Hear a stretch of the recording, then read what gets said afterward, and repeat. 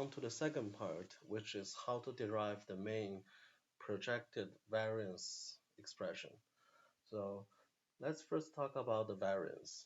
So variance is defined as variance for feature j is defined as sum over all the data points, basically the sum of distance from the data points and the mean. And the mean is estimated from the data points and squared. So sum of squared distance from the mean. So that's the definition. And from before, we normalized these x, so the mean will be 0. So that's why we arrive at an equation that's slightly simpler without the mu. So next what we did is, suppose we had a two-dimensional data. What we wanted is we want to project the data into one other dimension, and that dimension is, we call them UK, and UK is a unit vector in the direction that we want to project the data to. So when we project the data, the length, remember from the formula in one of the previous slides, is just UK transpose XI. So that would be the length of this. And of course, in that direction, the variance is computed the same way.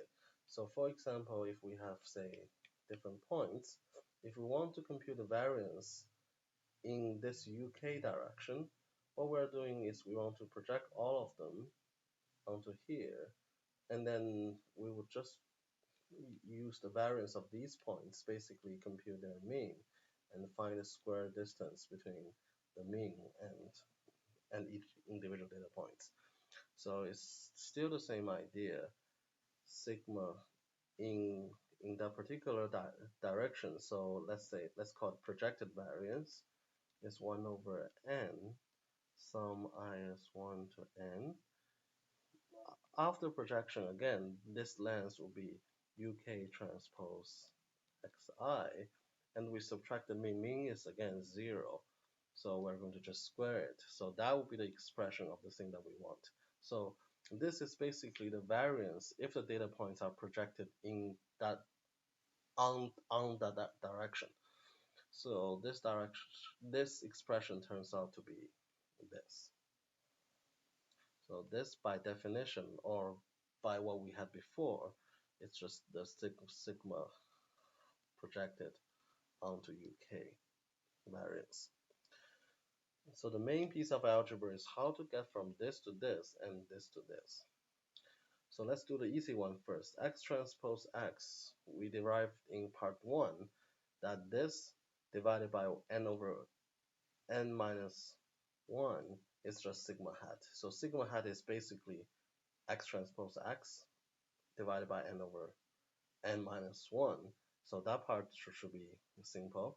So the hard part is how to get this. So again, let's do some algebra. So we will start from that expression. So first UK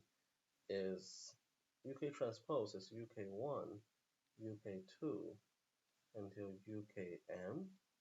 So remember, UK has the same length as one single X, and the X transpose.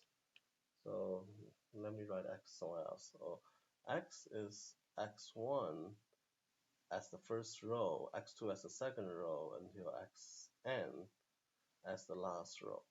So this thing transpose is X1 as the first column, X2 as the second, until Xn as the last column. So this again is X transpose, this is UK transpose. And then just X, so X1, X2, until Xn, and at the end, UK1, UK2, until UKM. So this whole thing is basically U transpose X, U. So we're going to multiply row by column, row by column. So we're actually going to write down all of them. So the first element of this multiplied by this, So we're going to complete the product in two parts. First, multiply these two matrices. So the first element would be UK transpose X1, right? So it's just this row multiplied by this column, and this row is just UK transpose multiplied by the column X1. And comma, the second element is UK transpose X2, and so on until UK transpose Xn. So this part is this. And the second part is, again, remember, always row times column. So this is, the first one is X transpose UK, and it's X1. Here is X1. And the second one is X2 transpose UK, and until the last one is Xn transpose UK. So it seems these are not the same.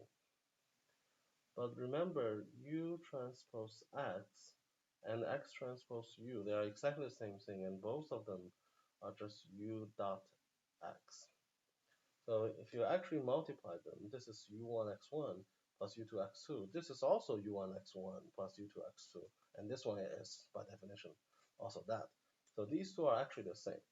So when we multiply this by this, again, one row multiplied by one column is a single number. So what you get is UK transpose X1 times, as I said, these two are the same. So it's basically this thing squared plus UK transpose X2 squared plus UK transpose X3 squared, and so on. So what is this in the sum notation? It is just sum over UK transpose xi, x1, x2, x3, xi squared. And then you have the same 1 over n minus 1 in front. So that's how to get from this to this. They are basically equivalent.